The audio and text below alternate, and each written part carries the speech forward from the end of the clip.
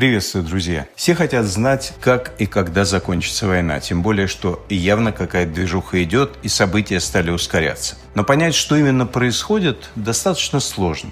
То Уитков едет в Москву, Дмитриев в США, то на Аляску прилетает Путин, а Зеленский вместе со всеми европейскими лидерами едет в Вашингтон. Трамп после встречи с Путиным заявляет, что сделка не получилась, но буквально через день говорит, что прогресс отличный и все идет к миру. Путин соглашается с необходимостью международных гарантий безопасности Украине, а через день Лавров объясняет, что Россия эту безопасность должна и гарантировать. Владимир Зеленский соглашается с тем, что территориальный обмен можно обсуждать, но тут же добавляет, что Украина своей землей не торгует. А европейские лидеры создают коалицию желающих, которые вроде как готовы отправить военный контингент для гарантии безопасности Украине, но только почти все страны этой коалиции по отдельности отправку своих солдат опровергают. В общем, событий много, информационного шума еще больше, разобраться в этом совсем непросто. Но я вам помогу. Итак, коротко объясню, что, чего каждый добивается, где проблемы и в чем противоречие. Дональд Трамп.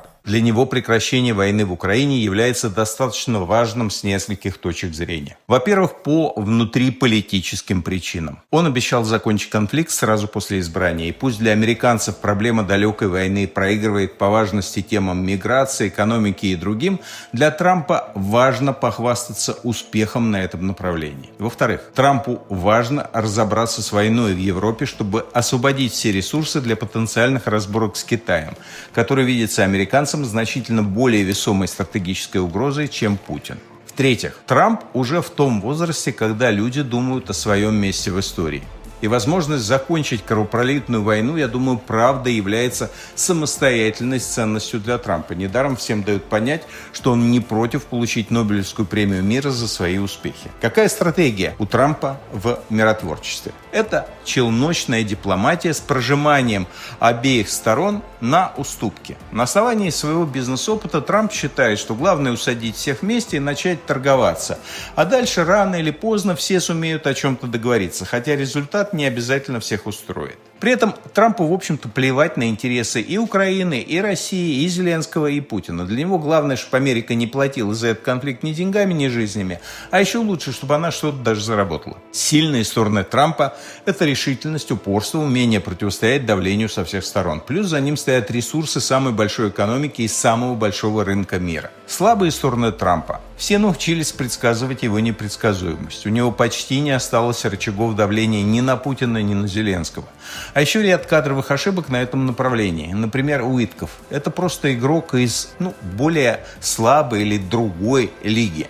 Тот же Рубио на дипломатическом поприще был бы значительно сильнее. Баланс действий Трампа, как ни удивительно, в целом положительный. Я бы сказал, что возможность прекращения огня сейчас ближе, чем когда бы то ни было за последние 3,5 года. Путин. Глобально продолжение войны его устраивает. Ему плевать на жертвы и разрушения со всех сторон.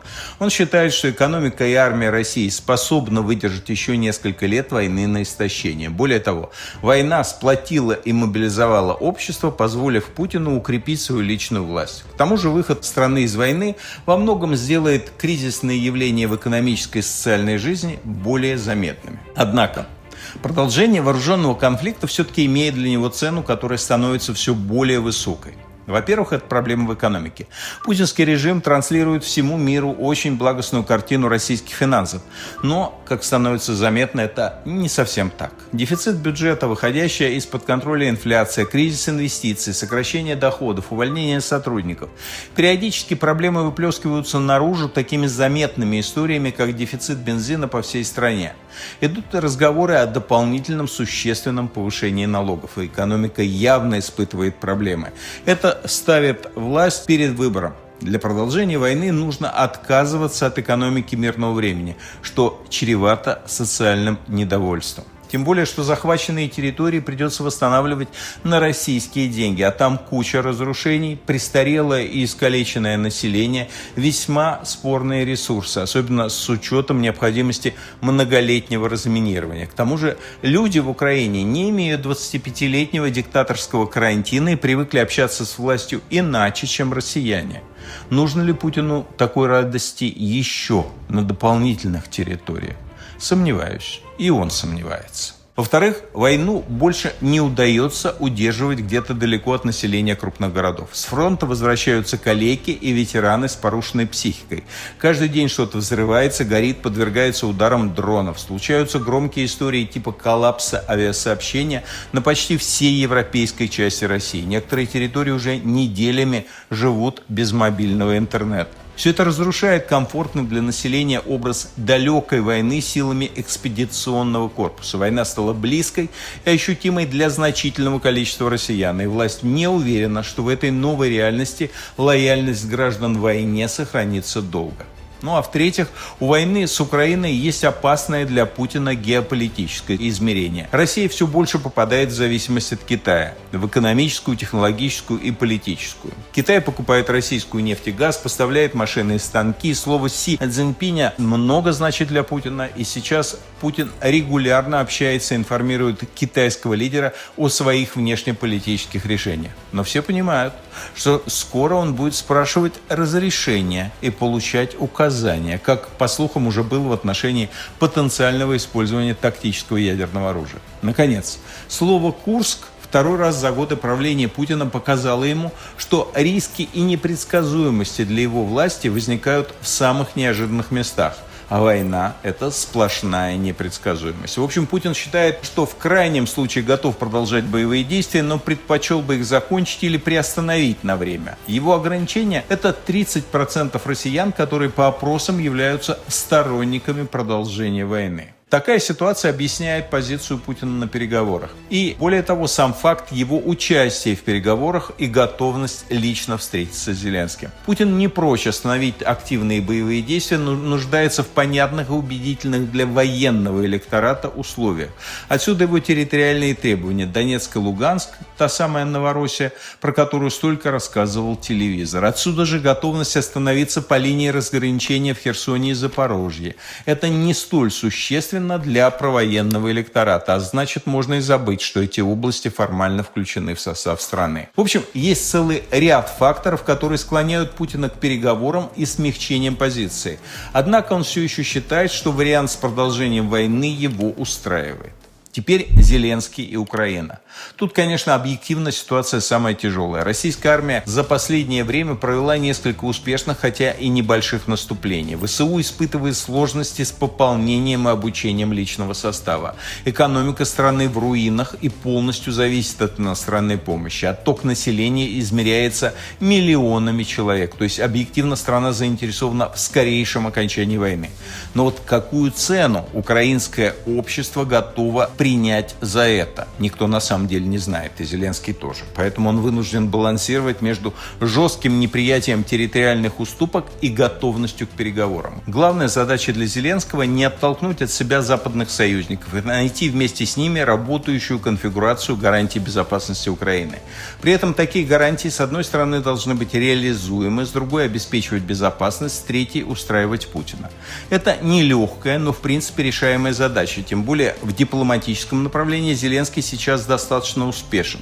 Он давно выстроил отношения с европейскими лидерами, а теперь методом проб и ошибок разобрался, как нужно взаимодействовать с Трампом. В общем, если Зеленский сумеет найти гарантии безопасности, которые компенсировали бы территориальные потери в глазах украинцев, то война имеет шанс закончиться. Несколько слов про Европу. Ее главный интерес сейчас – это не дать Трампу психануть и вывести Америку из переговорного процесса. Ведь в этом случае Европе придется нести всю тяжесть гарантий безопасности и поддержки Украины. Европейские лидеры при этом сами находятся в достаточно сложном положении. С одной стороны, они больше 3 лет декларируют полную и безоговорочную поддержку Украины. Для многих из них активность на этом направлении является важной заменой других внешнеполитических успехов. С другой, финансовая и социальная премия этой поддержки является мощным аргументом для успеха правых партий, которые получают все большую поддержку. А еще для европейских стран важно обеспечение собственной безопасности. Ведь в отличие от Америки, Путин со своей склонностью к войне находится у них под боком. Поэтому Европа, так же как и Украина, даже больше, наверное, заинтересована в установлении гарантий безопасности. Более, потому что Для Европы важно, чтобы Путин после окончания войны в Украине не начал ее снова и не придумал себе другое направление для агрессии. Более потому, что Европа, в отличие от Украины, воевать еще не готова. В целом, резюмируя сказанное, последние активности с переговорами надо воспринимать так. Трамп хочет закончить конфликт. Для него не принципиальные условия окончания, главное, чтобы не платить за это американскими деньгами. Поэтому давит на кого может и как может. Путин не прочь завершить войну, поскольку начинает сталкиваться с проблемами в разных сферах, но только на тех условиях, которые он может продать как безоговорочную победу. К тому же он считает, что у него есть еще некоторое время, поэтому готов повоевать дальше, если это усилит его позицию. Выставляет завышенные переговорные требования, но понимает, что лучших условий, чем от Трампа, он никогда больше ни от кого не получит. Зеленский хочет мира на условиях гарантий дальнейшей безопасности. При этом не знает, какой мир примет украинское общество, и поэтому пытается быть очень осторожным в публичных заявлениях. Европа ищет условия мира, которые позволяют ей сэкономить, защитить и сохранить лицо по максимуму. В общем, конфигурация сложная, но, на мой взгляд, не безнадежная. Я считаю, что возможности для договоренности и окончания войны есть. Есть два главных вопроса – территориальный и гарантии безопасности. Оба на самом деле решаемы. И я надеюсь, мы увидим это решение окончания войны в ближайшем будущем. Счастливо вам! Для меня успехом переговоров будет такой вариант окончания войны, при котором в полной мере сохранится украинская государственность и суверенитет, и они поверят в то, что они смогут его защитить дальше. Остальное можно обсуждать.